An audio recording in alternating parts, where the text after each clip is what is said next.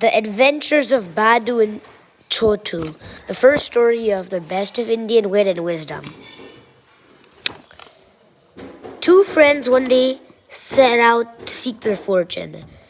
We should be able to find some sort of work in that village, Baddu. Let's hope so too, Chotu. Later, you go that way, and we'll go this way. We'll meet here again in the evening. All right. As the two friends set out different directions, they each went to find work. In the evening, any luck? Yes. A man has employed me to water his orchard every day. I have had some luck too. A farmer has hired me to take his cow out to graze. That's wonderful. Now, where do we stay? I found a place. Let's go there and get a good night's sleep. Later, our new home. The next morning, found Baddu busy at the orchard. Towards noon. Thank God. This is the last one. Hey, the ground is as dry as ever. Where's all the water gone? An hour later, I poured half a dozen buckets of water here, but the earth still looks patched. If the master comes around, he'll think I haven't watered his sapling. I better go and fetch some more water. Meanwhile, at the other end of the village, what an easy job I've got. I'll let this cow loose in the meadow and then I'll have a short nap under the tree. Here we are. Go graze to your heart's content. But the moment he let the cow loose, she leaped forward and bounded away. Hey, come back, stop. Get that cow out of my field. Let me catch her first. But the cow led Chotu a merry dance. She ran on over fields and across meadows. It was almost evening before he managed to get a hold of her.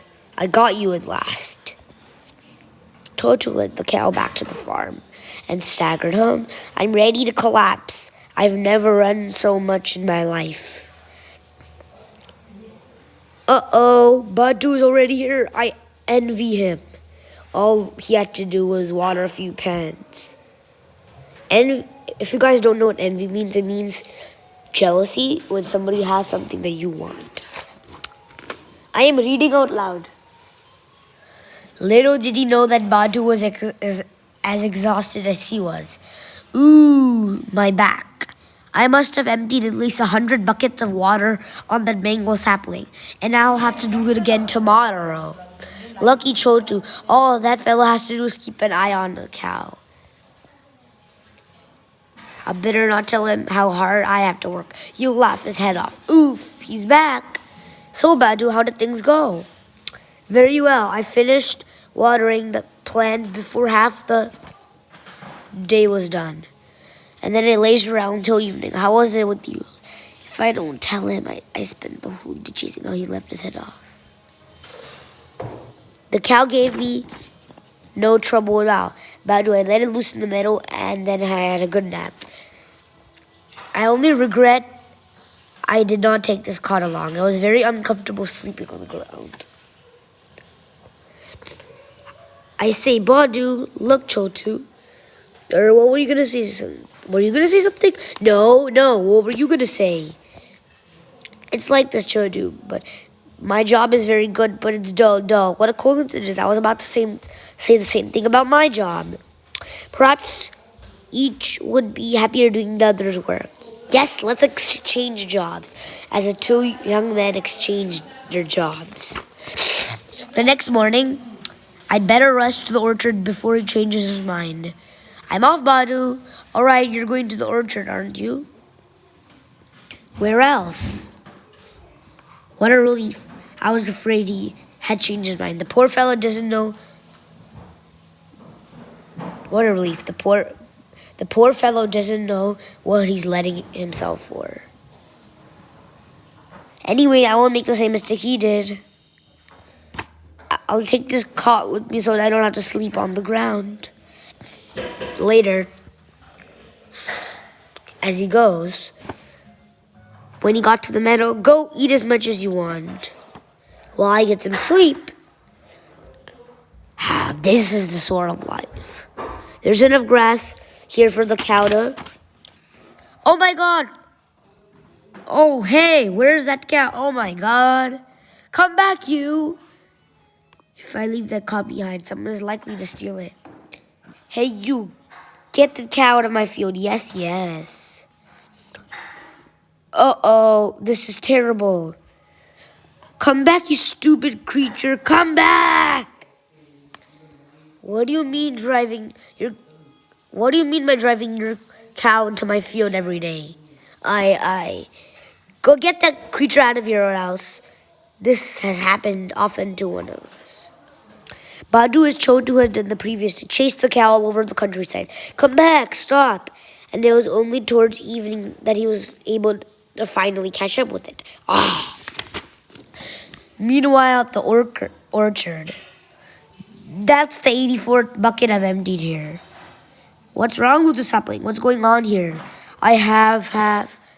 Why haven't you watered this one? I have. You liar! Go and find some water for it at once. Yes, sir. Ouch, my back. When the friends met again that evening, what a cunning fellow you are, Chotu. And what about you, Baddu? Anyway, we both learned a good lesson. Yes, we should be more honest with each other in the future. I'm aching all over. Why does that little sapling soak up so much water? That's what's puzzled me too. Perhaps the ground below it is hollow. Hollow, what did you say? Did you say yes? How did it become hollow? Do you think someone has dug up the earth and buried something there? Gold, perhaps. The two friends forgot their fatigue. They ran to the orchard with their spades. And dug. Finally, it's no use, Chotu. There's nothing here. We wasted our time. Let's fill this hole up and go home. What's this? A gold moher. Oh, there's a brass pot or something here. What's the matter, Baddu? Have you found something? Just a pretty stone. Shh. He is not telling the truth. It was almost midnight when they reached home and went back to bed.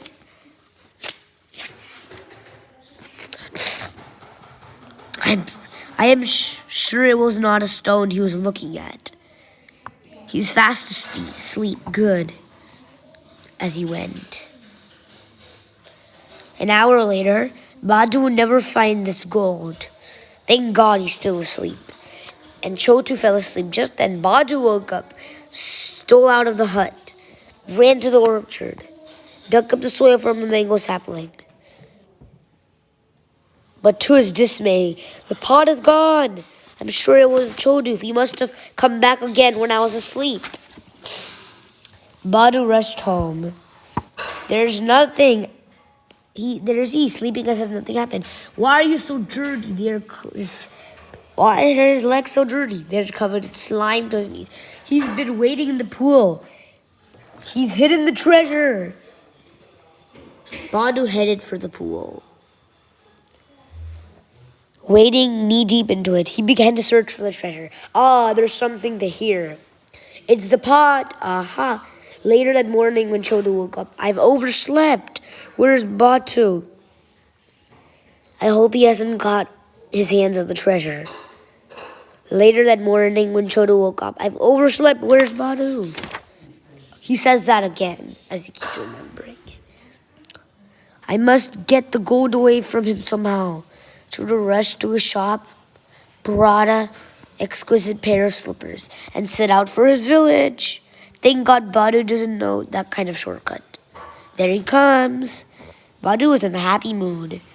My days of hardship are over. From now on, live like a king. Hey, a slipper. It's beautiful. What's the use of just one pair? As he tossed it. But when he went some distance, there's the second. I'll go back and get the first.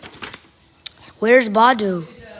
Oh, I don't really know. The last time I saw him, he was walking around with a pair of slippers. Chotu went to the his house and bolted the door. Now let's see how much wealth I have. Surprised to see me, when I found the pot missing, I realized that you could have taken it. Then I told myself, where could he go except to this house? So here I am. I got in just before you did. Half those coins are mine.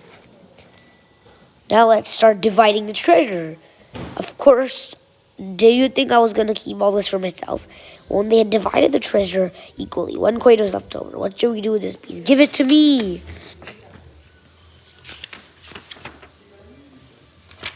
No, tomorrow I'll go to the market, exchange this piece for silver coins, and then we'll divide the coins into equal shares. All right, I'll come back here tomorrow. In Baddu and Chotu's house the next week. Where's the? You mean Uncle Chotu? He's no more. He's dead. What? The rogue is pretending so that he can keep the gold coin all for himself. I'll teach him to dupe me.